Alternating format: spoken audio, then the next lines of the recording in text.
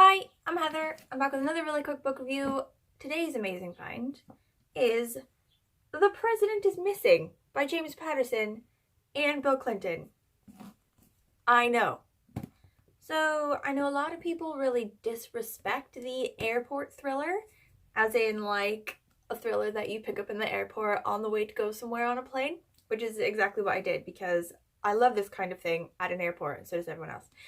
But I feel like they're really underestimated because they're amazing. The whole point of them is to keep you gripped on a plane. Like, who doesn't want to be gripped? Okay? But also, so I've read quite a lot of these like James Patterson type thrillers. I feel like his ones on their own are a bit like 2D and shallow. Like the same thing happens over and over again, and you start to get to the point where you just guess everything. But I feel like the winning element in this particular one is the inclusion of Bill Clinton. And you can definitely tell that he had some part in it. Like, I know that he's the one on top because he's the one that's going to make people buy it, blah, blah, and that probably it was really just James Patterson in the majority of the writing. But you can definitely tell like the difference between this book and loads of other James Patterson ones. You can tell the difference and like the input that Bill Clinton has had. I think not just to do with insider knowledge about being president and things that a president would think that you wouldn't really know unless you were president, but also it has like a sort of deeper political message that I really loved, and it obviously was included like to do with Bill Clinton. And it was all the difference, guys. Absolutely loved this one. You should definitely read it. God, why am I like this? Like, be cool. God, be cool. Okay, so like its main elements, it's like your classic thriller. So you've got like your quirky assassin, like your punk hackers, your like attack on America, blah blah. And also like they're always leading you in a different direction, like you think it's one guy and then ends up being another guy. Like, I did guess like the last 2 or 3 plot twists, knew that they were gonna happen. But like, to be fair, I do read quite a lot of these. So if you're not like, fully immersed in airport thriller land, like you wouldn't see it coming. Like, you'd be like, damn, I did not see that coming. So one of the things that I liked sort of more about this one than like a lot of other thrillers like this is that I was getting a serious West Wing vibe. Have you ever watched that show West Wing? I used to love that show. Where you have President Bartlett and he's like the ideal president ever, and like all of his stuff are really good. And it tells you like political intrigues and like breaks politics down and sort of like gives politicians real lives, because it's a thriller. It's also a bit like the A-Team.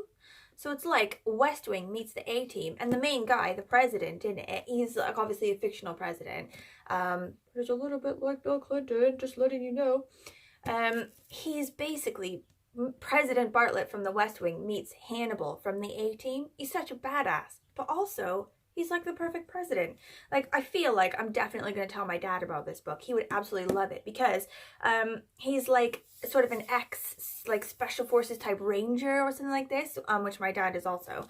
And he does all the sort of things that my dad would do, like he used to sort of like dip Copenhagen, like chewing tobacco and stuff like that. And a lot of the things that he says are things that my dad would definitely say.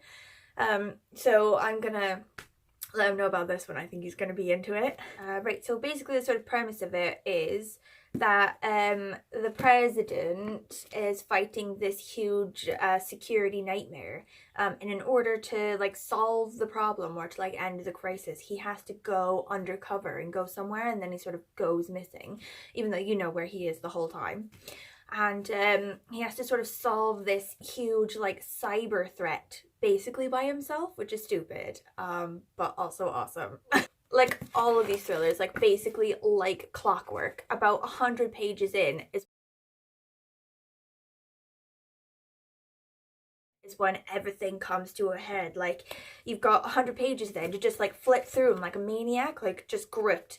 Cut to me in Asda with my kid, like her playing with toys and stuff in Asda while I'm just like in the aisle, like desperately flipping through pages trying to see what happens. So you've got like like it hits 100 pages and now suddenly you've got like a firefight in two places.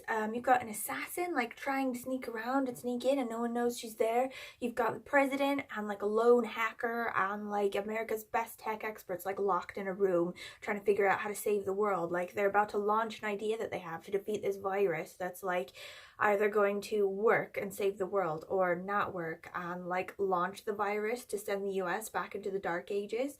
You've also got like information trickling in very slowly about who the traitor inside the president's inner circle might actually be.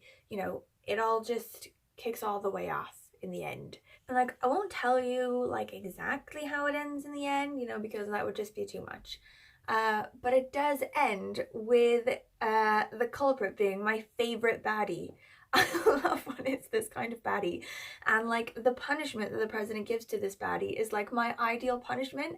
Like I just think it would be amazing if we could give this baddie that sort of punishment in real life. Ah, God.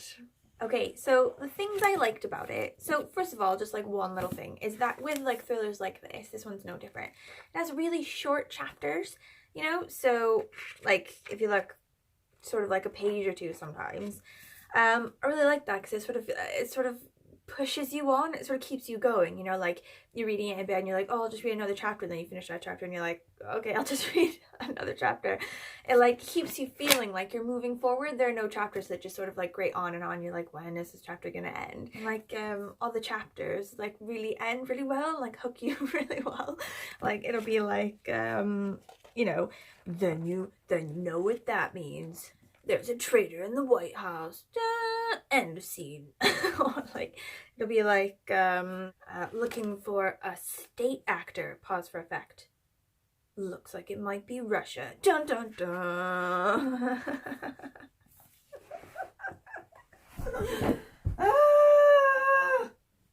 But also one thing that I really liked, like on a massive scale, that made this one of the most enjoyable books of this type that I've read. You can really sort of sense like the presence of Bill Clinton in it, and I think like obviously I like Bill Clinton quite a lot and like his legacy as president. You know, if you felt differently, you may not love this part of the book as much as me, but there's quite a lot of like heavier like meaning behind everything, like I think because of his presence in it. And sort of a lot of it is to do with how tribalism and like extreme us versus them in America now is like ripping apart the country, and it's a serious threat to democracy. And I read a book recently called How Democracies Die, and I did a video of that one, so I'll link it below. But it was like a more serious look at this problem, and how the authors of that book were basically saying that this is the biggest problem in our democracy, you know, like forget all of these petty squabbles that people think are the death of democracy, you know.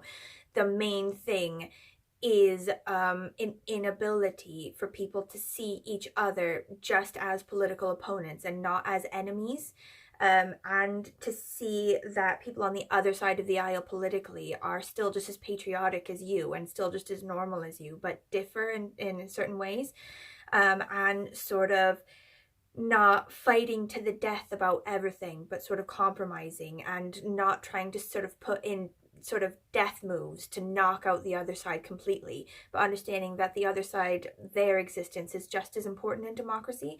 So there's like a sort of underlining thing in this book about that. There's a part in it, he's like giving a speech to the nation or whatever, and he's like, our democracy cannot survive its current downward drift into tribalism, extremism, and seething resentment. Today it's us versus them in America. Politics is little more than blood sport. As a result, our willingness to believe the worst about everyone outside our own bubble is growing, and our ability to solve problems and seize opportunities is shrinking. He's like, we have to do better. We have honest differences. We need vigorous debates. Healthy skepticism is good. It saves us from being too naive or too cynical, but it is impossible to preserve democracy when the well of trust runs completely dry. Alright, okay. Do yourself a favor. Get this book. okay, and read it in about 8 seconds, and then let me know how you liked it down the bottom. Like, if you've already read it, or if you've read something similar, or like, you know, if you have any thoughts, please let me know in the comments. Also, if you like this video, please like/subscribe. Right, I have to go. My kid has been calling me like constantly for the past like 20 minutes, so like, I don't know if you've been hearing her in the background. She hasn't come up here, so that means that it must just be like the remote controls on the other side of the room and she wants me to like get it for her. But it also could be that she's like stuck somewhere, like hanging by a foot from like something that she's climbed onto and needs help. So I better go see to that. Okay, bye.